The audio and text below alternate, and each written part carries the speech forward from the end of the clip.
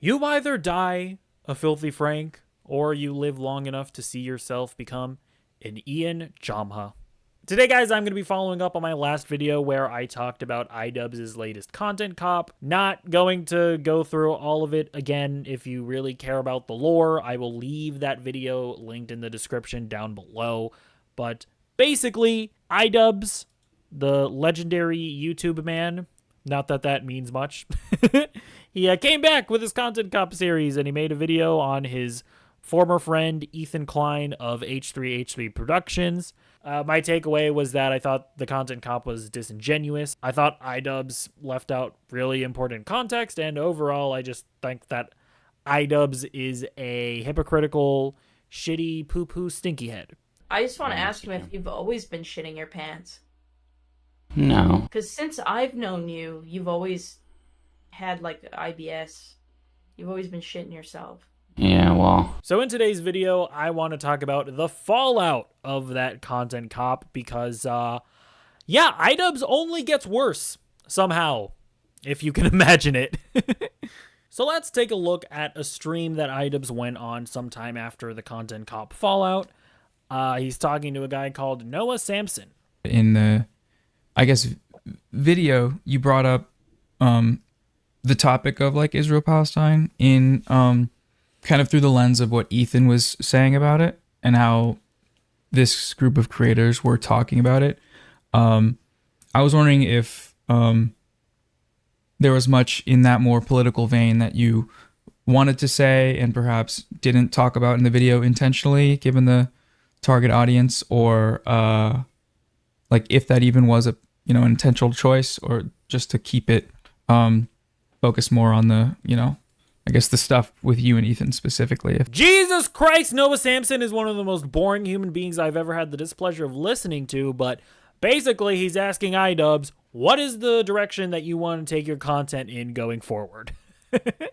Yeah, I think I'm still kind of trying to find my place on the internet. My brother in Christ, it has been goddamn 2 years since your apology video. How have you still not found what type of content you want to make? Well, hold on, guys. It seems like he's finally narrowing it down. Let's let Idubbbz explain what kind of content he wants to make going forward.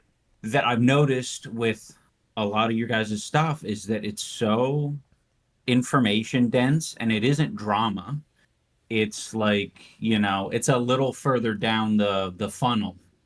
And I feel like, I might be a little bit more top of the funnel. Okay, so Idubbbz wants to make content that is a little more surface level, and he wants to, in his words, funnel his audience down to other political content creators. That doesn't sound too bad, I guess. But what type of political content creator is Idubbbz interested in funneling his audience down to?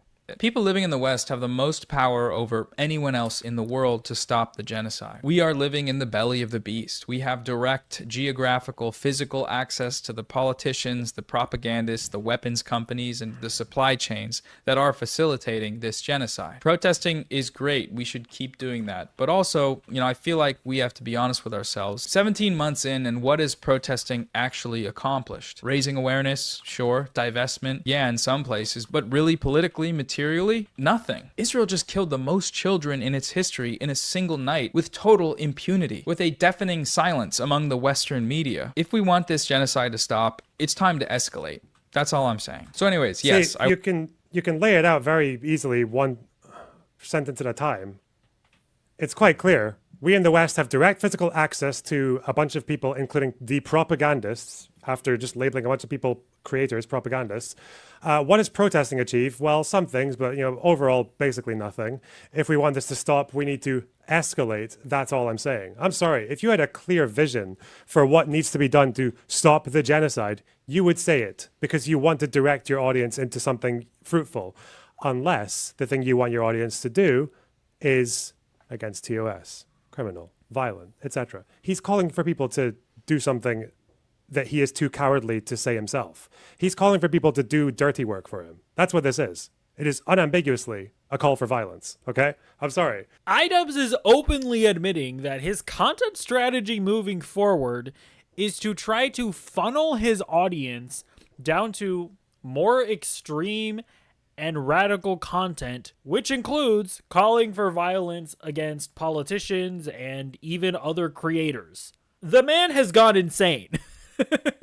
And just to be clear, you might be looking at all of this and going like, okay, dude, I mean, maybe Idubbbz isn't aware of that type of content and that kind of rhetoric. It's not that deep. It's not like this stuff is even gonna get to that point anyways. Calm down. Well, it's getting damn near close. But around the same time, we received 2 human skulls in the mail at our home, which led us to having a very pleasant interview with the FBI.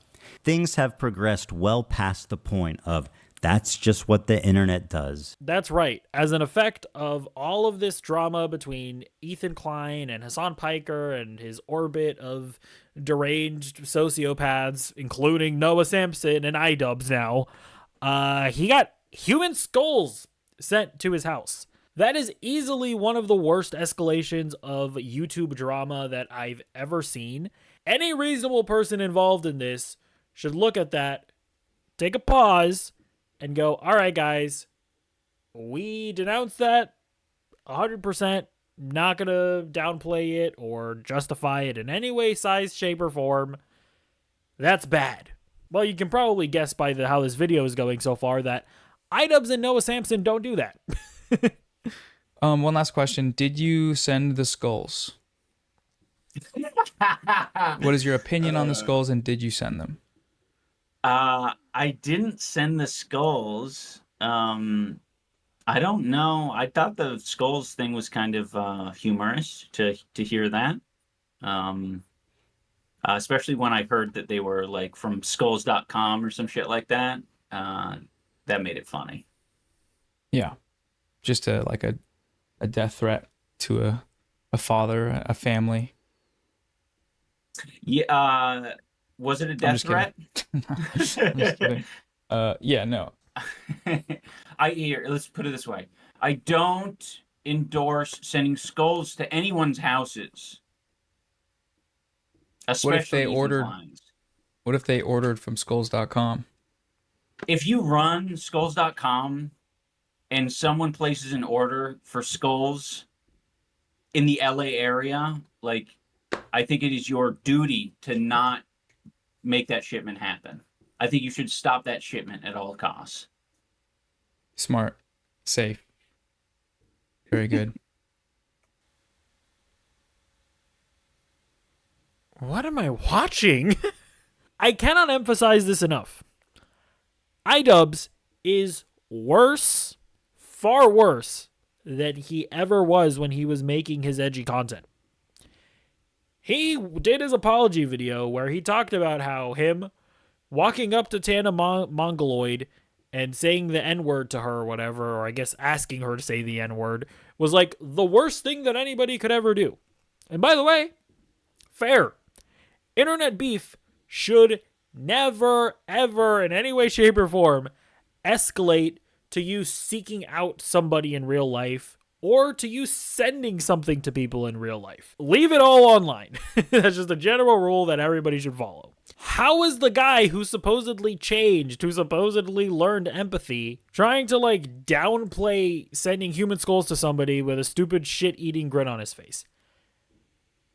The man is deranged. I mean, there's no getting around it.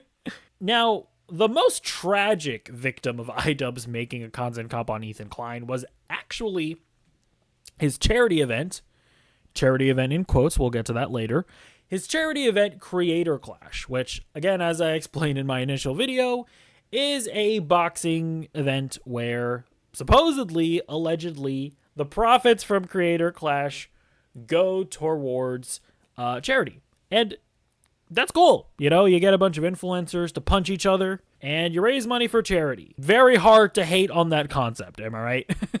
Well, this was an event that Idubbbz was running. And by making his content comp on Ethan Klein, he inadvertently associated his event with the Israel and Palestine conflict. He associated his event to the Hassan and Ethan Klein drama, which is one of the most toxic dramas on the internet right now.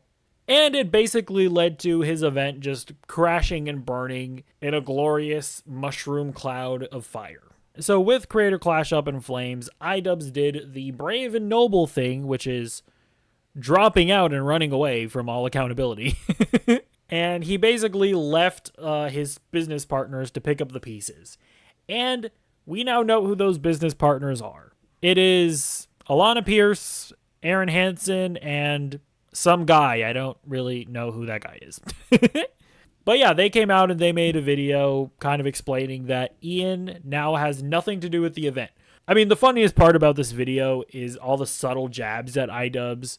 They're basically going like, guys, please, Idubbbz, we know he sucks. We agree he sucks. He has nothing to do with this event now, guys. It's totally fine and cool for you guys to come support the event now. So yes, Ian and Anisa have stepped down completely. There's no creative involvement. There's no financial involvement. There's no ownership involvement.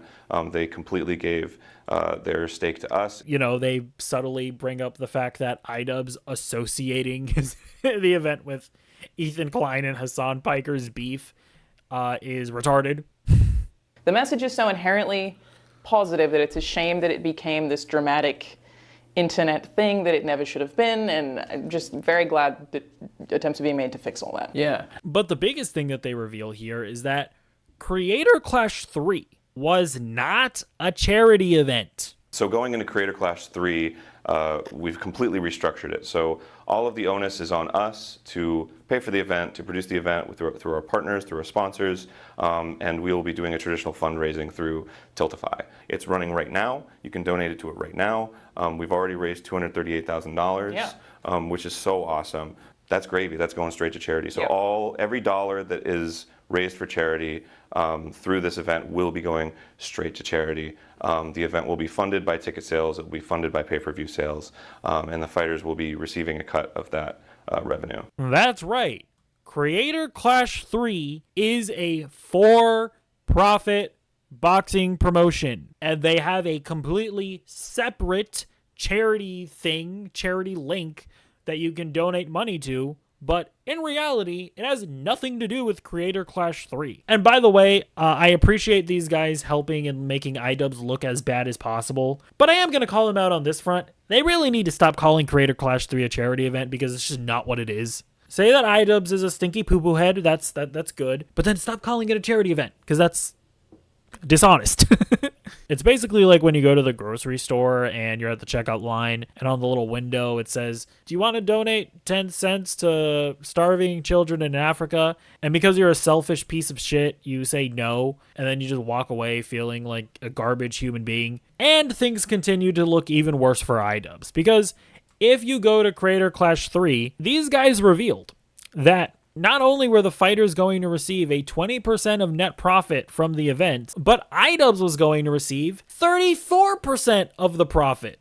Remember, Idubbbz wasn't even boxing this time around. He was taking that money just to make money. So people, under the understanding of how it operated for the first two events, where you pay for a ticket to the event and all the profits go to charity, that's how it worked for the first two Creator Clashes. People bought money for the third one, assuming that it was going to work the same way. And now we're finding out that Idubbbz, who wasn't even boxing, so he didn't have to pay for training, he didn't have to pay for food, he didn't have to pay for any of that, he was just going to make 34% of the profits. And just to be clear, this was not clearly communicated because even the fighters didn't fully understand what was happening. You that don't know, I'm going to be boxing in Creator Clash 3 in Tampa, Florida this June 28th. I'm very excited. You can grab your tickets now. In-person tickets are on sale and pay-per-view tickets are on sale as well. You can go grab pay-per-view tickets now. All proceeds from this event are going to Stand Up to Cancer. Now, Idubbbz did respond to all of this, and spoiler alert, it wasn't good.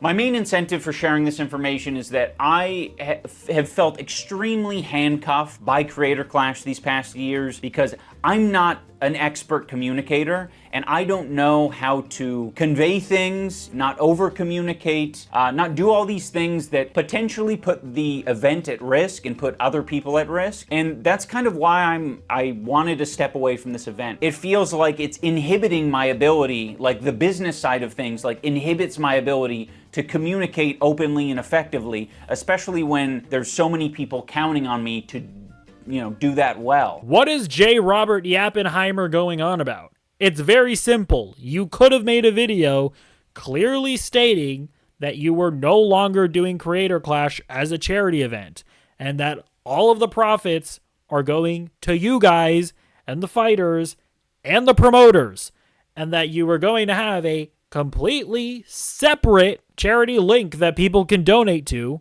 but just very clearly state that you are trying to make money. I actually didn't need a fucking master's in communication arts from the University of San Francisco in order to get that across, Idubbbz. Also, you're a YouTuber. Your job is to communicate ideas to the masses. What are you even talking about? But this next part is just incredible. Because, listen, guys, you don't understand. They had to take 34% of the profits. But the main controversy, I would say, is that it was revealed with the change of ownership that Anisa and I, because we're 1/3 ownership of Creator Clash, the business, that we were getting 34% of the profit share. The contract wasn't structured in a way that the profit share could just directly go to charity. It was told to us, like, you could just donate your portion of the profit share to charity after the event. So we were like, okay, fine. Now, I know some people will find it hard to believe that Anisa and I were just going to give our portion of the profit share to charity. There's nothing I could really say to, I think, convince them otherwise. It was up to our discretion at the end of the day, and if you don't believe us, I can't say anything that'll change your mind. Now look, and you may find this hard to believe, don't know anything about contracts or contract law or anything of the sort. So I guess that might be a thing that makes sense, but that just sounds so fishy. You're saying that it was impossible to write in your contract that your portion of the profits would go straight to the charity that you're promoting? If there are any lawyers out there and you want to explain that to me in the comments down below, go ahead. But that just sounds like nonsense to me. And again, the new people that are running the event, don't get me wrong, they are better than Idubbbz for sure.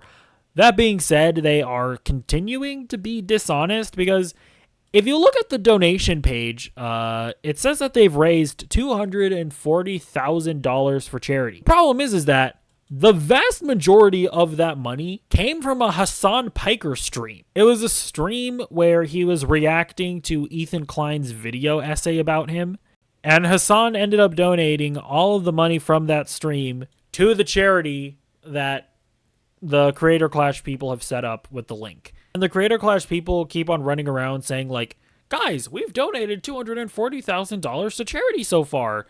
It's a good start. But it's like most of that money had nothing to do with you, and that money is coming directly from the Hassan Piker and Ethan Klein beef that you're trying to not associate your event with.